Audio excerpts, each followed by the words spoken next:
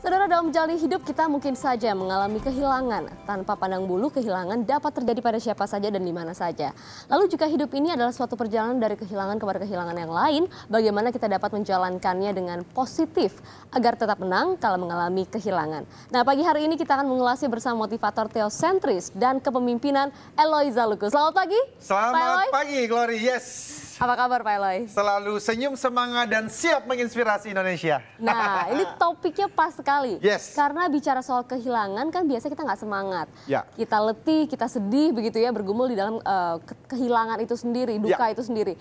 Tapi sebenarnya apa yang bisa dilakukan agar kita tetap memandang kehilangan itu sebagai hal yang positif? Betul. Saya sampaikan kepada pemirsa dulu ya, bahwa sebenarnya kami sangat menyadari ini topik yang sangat besar dan bahkan 1 jam pun tidak akan bisa untuk dibahas secara menyeluruh. Karena ribuan tahun banyak buku yang disampaikan mengenai ini. Ya, karena itu kalau kami menyampaikannya sedikit menyederhanakan, mohon maaf, tidak ada keinginan untuk kami menyederhanakan kehilangan yang sedang Anda alami. Ya, tapi kita mau menyederhanakannya dengan beberapa kisah dan cerita. Oleh karena ada banyak orang yang sekarang sedang mengalami penderitaan, dan khususnya kalau penderitaan itu dia tidak ngerti harus terjadi kenapa. Dan di kitab suci disampaikan mengenai kehidupan Ayub misalnya, yang dikatakan orang yang sangat baik tapi kehilangan segala-galanya. Nah, kalau ada teman-teman pemirsa yang mengalami itu hari ini, kita mau bantu dengan ilustrasi ini. Ya, jadi bicara soal kehilangan itu kehilangan di bidang apa saja ya? Pekerjaan, Oh ya, orang yang dikasihi, kemudian ini banyak segmen ya begitu ya? Betul, karena bahkan ada kalimatnya yang mengatakan begini ya, hidup itu merupakan perjalanan dari satu kehilangan kepada kehilangan yang lain. Karena ada orang yang kehilangan pekerjaan, ada yang kehilangan harta, atau mungkin kehilangan kesehatan, atau kehilangan orang yang dia cintai. Dan kita perlu belajar mengenai hal ini supaya jangan sampai kita sibuk mencari, tapi ketika kita kehilangan apa yang kita cari itu, ternyata kita tidak mampu untuk mengelolanya, dan akhirnya justru kita kehilangan semakin banyak. Seperti apa contohnya itu Pak Eloy dalam mungkin ilustrasi?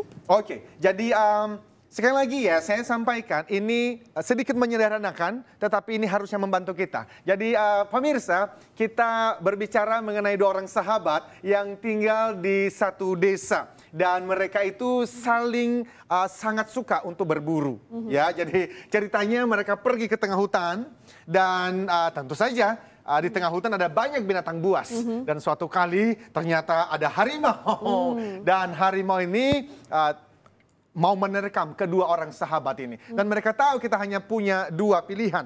Kita lari, kita akan dikejar oleh harimau. Atau dengan semua peralatan yang ada di tangan, kita berjuang untuk mengalahkan si harimau ini. Dan akhirnya mereka memutuskan, ayo kita gelut dengan harimau. Dan apa yang terjadi dengan semua kekuatan yang ada, mereka berhasil untuk mengalahkan si harimau. Tapi kan tidak semudah itu. Ternyata harimau ini berhasil menggigit. Salah satu dari sahabat ini menggigit 10 jarinya dan putus. Satu lagi menggigit jari dari salah satu sahabat, tapi hanya 3 saja yang putus. Ditemukan oleh seorang teman dari kampung yang sama, mereka dibawa pulang, dan pada akhirnya setelah 3 bulan mereka berhasil disembuhkan. Yang menarik adalah setelah mereka sembuh, siapa yang lebih banyak marah atau justru tidak bisa move on, justru tidak bisa memenangkan kehilangan ini, yang kehilangan banyak atau yang kehilangan sedikit. Nah, dalam kisah ini yang punya yang kehilangan 10 jari itu kemana-mana dia pergi ke tetangga, dan dia menceritakan bagaimana dia kehilangan, dan dia marah, bahkan dia mulai menyalahkan Tuhan di mana. Kalau Tuhan itu baik, mana mungkin Tuhan membiarkan 10 jari saya hilang begitu saja. Lalu dia mulai menghitung, ada 100 hal yang tidak lagi bisa dia kerjakan dengan baik gara-gara dia kehilangan 10 jari. Mohon maaf, kehilangan 3 jari.